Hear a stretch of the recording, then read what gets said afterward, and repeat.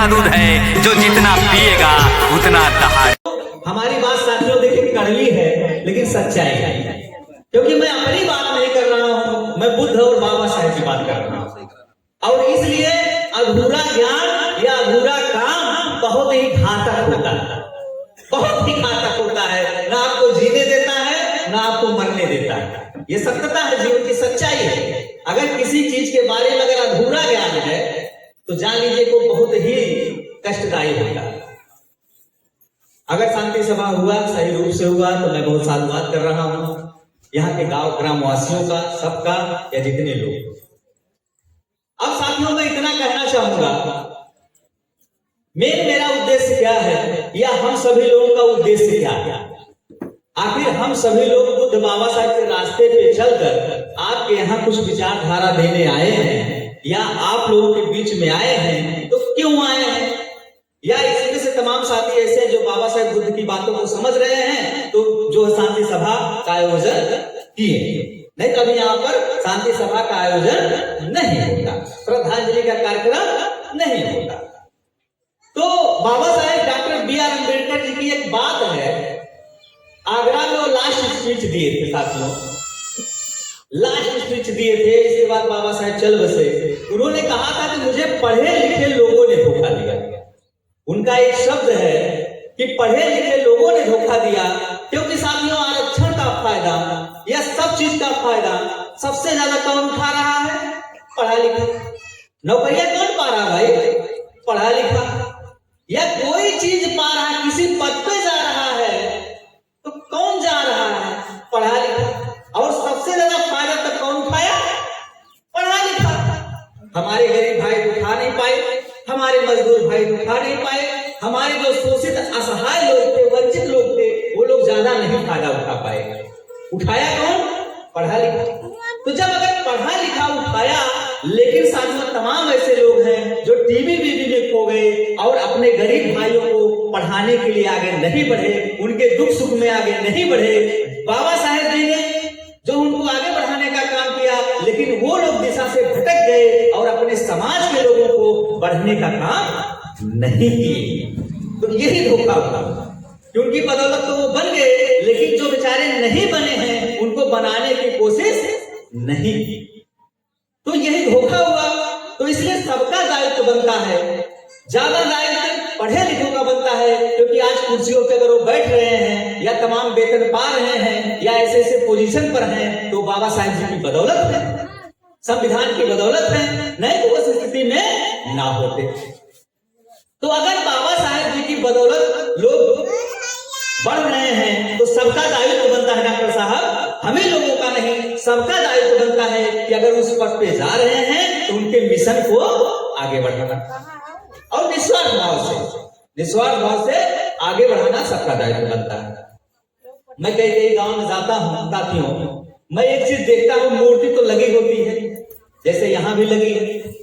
वास्तव में मान लो आप लोग ये शांति सभा का कार्यक्रम कराकर साधुवाद का काम कर रहे हैं, मूर्ति तो लगी है, लेकिन वास्तव में सबसे ज्यादा अगर आंदोलन बाबा साहेब जी ने किया या जितने भी महापुरुष यहाँ पर आप लोगों को दिख रहे हैं, सभी लोगों ने अगर आंदोलन सबसे ज्यादा किया, तो सबसे ज्यादा आंदोलन, सबसे ज्यादा अच्छा रास्ता, सबसे ज्यादा जो है तरक्की का रास्ता, सबसे ज्यादा गुलामी की जंजीर मिटाने के लिए महिलाओं के लिए काम किया।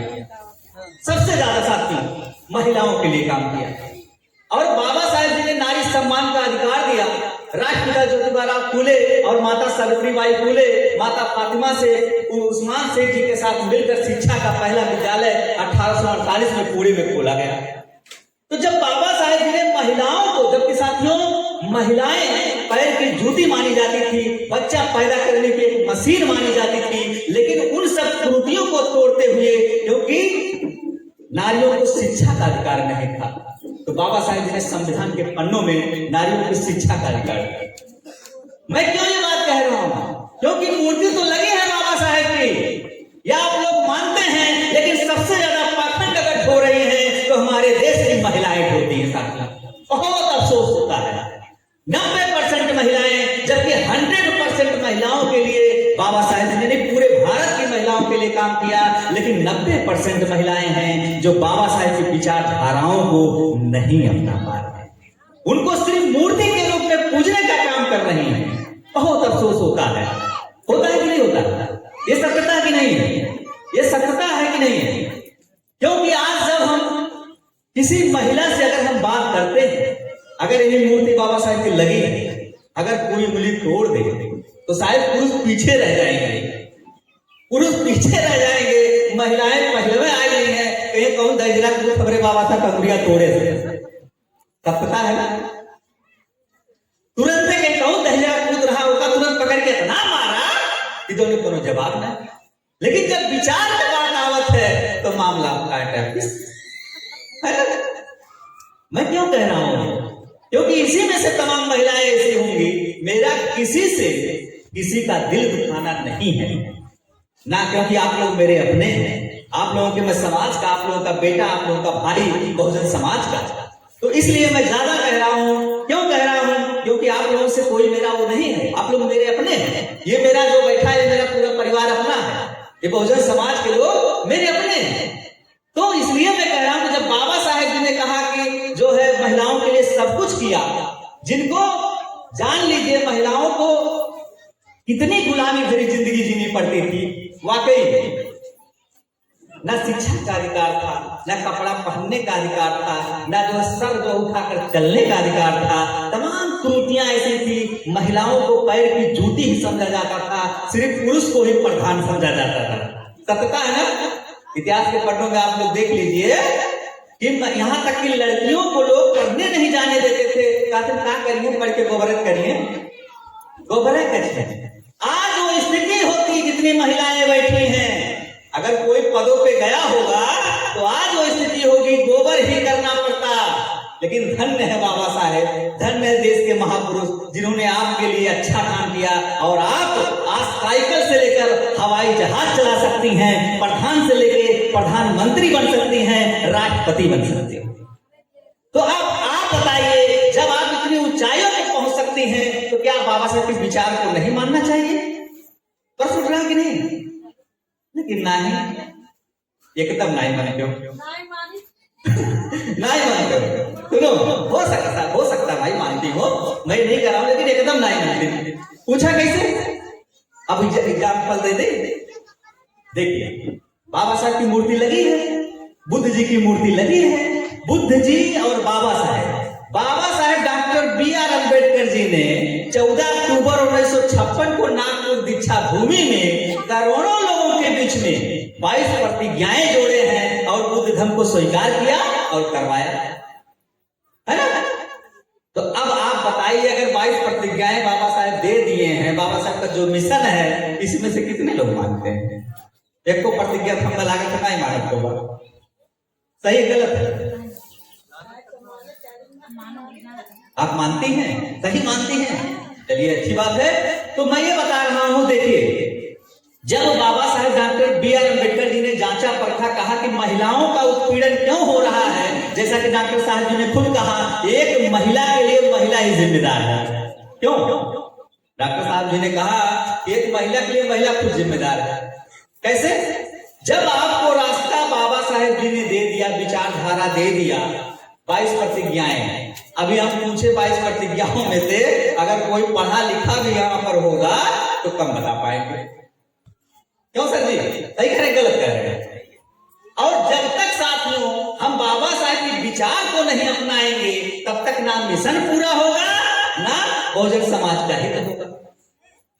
नहीं तो स्टैच्यू मात्र आप देख सकते हो बस।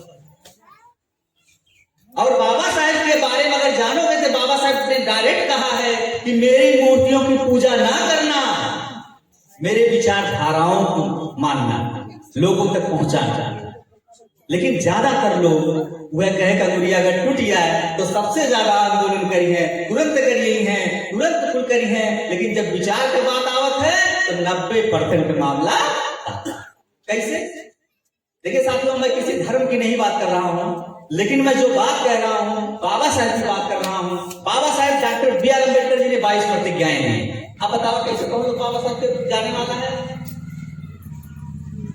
100 में से मैं जब भी जाता हूँ, कहीं जाता हूँ, 90% महिलाएं अभी भी धोखाधड़ी की शिकार है। अभी भी वो 90% महिलाएं उसकी को उल्टी हुई। और उसका सबसे बड़ा कारण ये हुआ कि कुछ लोग बताने की कोशिश किए तो कुछ लोग उस पर चले नहीं, और कुछ लोग वास्तव में जो जागरूक महिलाएं हो गई तो और लोगों को बता नहीं पाए। और हमारा समाज सदियों से परंपरा के चक्कर में, अंधविश्वास के चक्कर में, आडंबर के चक्कर में, स्वर्ग के चक्कर में, नरक के चक्कर में, आत्मा के चक्कर में, परमात्मा के चक्कर में, या जितनी भी कुरीतियां हैं उस चक्कर में पड़कर फंस गया, और वहीं से अंधविश्वास का जन्म हो गया। और जब जन्म हो गया तो आज तक सदियों से जानने वाला। जबकि बाबा साहेब जी उबारने का काम किए, मानव कांसी राम साहब जी उबारने का काम किए, या जितने भी लोग उबारने का काम। बच्चियां हैं, बीए में बहुत लोग पढ़ती हैं, यूट्यूब का दौर है, सोशल मीडिया का दौर है, अगर वो लोग 22 पत्रिकाओं को सर्च कर दें तब भी उनके समझ में आए। और मेरा इसलिए समाज पढ़े लिखे लोगों ने धोखा दिया, यही धोखा है कि जो चीज बताना चाहिए वो चीज हमारा समाज, हमारे पढ़े लिखे लोग नहीं बता पा। हम भाई इनसे काहे उम्मीद करें, जो नहीं पढ़े हैं उनसे काहे इतना उम्मीद करें हम भाई। वो तो किसी तरीके से परिवार को पाले, हम एक गरीब मजदूर से कितना हम जो है उम्मीद करें। कम से कम सीख लीजिए कि अगर मूर्ति नहीं तो मैं कहता हूं अगर विचार नहीं मानना है तो मूर्तियां हटाए फेंक दो, लेकिन अपमान मत करो, ये मेरा कहना है। आज मूर्तियों के लिए झगड़ा देखते हैं हम, तमाम जगह हुआ, तमाम जगह हो रहा है कि नहीं। लेकिन जब अपनाने की बात आती है, जिस दिन विचारधारा अपना लोगे उस दिन हर घर में इतना मूर्ति तोड़ोगे, इतना क्या करोगे, कोई फर्क नहीं पड़ेगा। क्यों ना सर?